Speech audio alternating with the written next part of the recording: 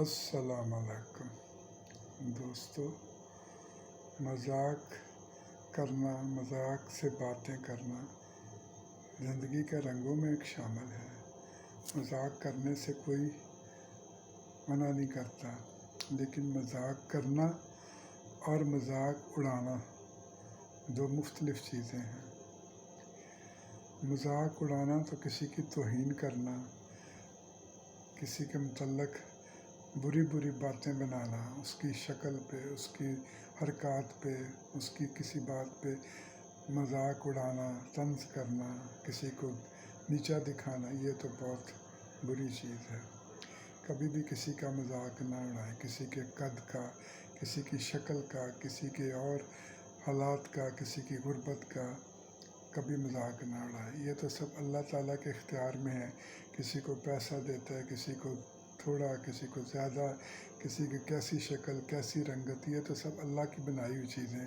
ہمیں اس کا احترام اور احساس کرنا چاہیے، اور مذاق ہلکے پھلکے موڈ میں کرنا منع نہیں ہے۔ اس میں ہمارا مذہب بھی اجازت دیتا ہے۔ رسول پاک کے متعلق بھی ہم نے مختلف روایات سے سنا ہے کہ وہ بھی ہلکا پھلکا اپنے صحابہ سے مذاق فرمایا کرتے تھے۔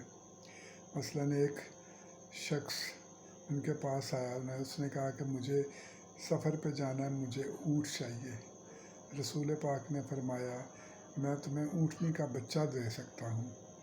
وہ شخص پریشان ہو گیا، اس نے کہا سرکار میں نے سفر کرنا ہے، مجھے اونٹ چاہیے، اونٹنی کا بچہ میں نے کیا کرنا ہے؟ رسول پاک مسکرائے اور فرمایا جو بھی اونٹ ہوگا وہ کسی اونٹنی کا بچہ ہی ہوگا نا۔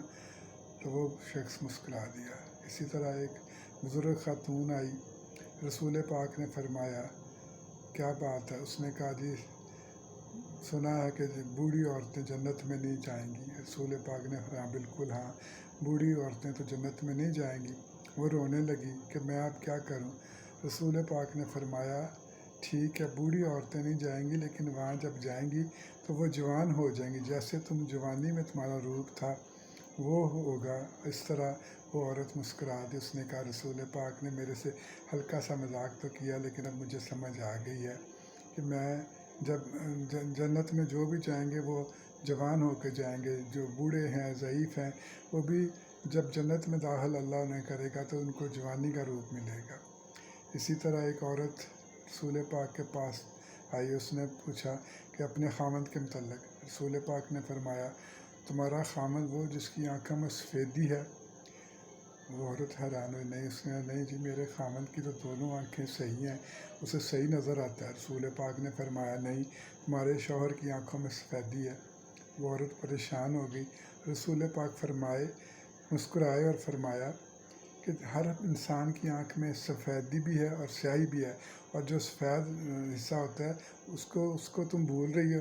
وہ عورت پھر مسکرا دی۔ اس طرح ہلکا پھلکا مذاق رسول پاک بھی اپنے صحابہ کے ساتھ فرمایا کرتے تھے، اور ہمیں بھی اپنے دوستوں، اپنے احباب، اپنی فیملی کے ساتھ ہلکا پھلکا مذاق کرنا چاہیے، جس میں کسی کی دل آزاری، کسی کو تکلیف پہنچانا مقصود نہ ہو۔ کسی کا مذاق اڑانا نہیں چاہیے۔ مذاق اڑانا، تمسخر اڑانا یہ گھٹیا چیز ہے، اس سے نفرت بڑھتی ہے، لوگ ایک دوسرے کے ساتھ تعلقات ختم کرتے ہیں، دوریاں بڑھتی ہیں۔ اس لیے ہر بات سوچ سمجھ کے، کسی کا تمسخر یا مذاق یا کسی کو طنز کرنا یہ اچھی بات نہیں ہے۔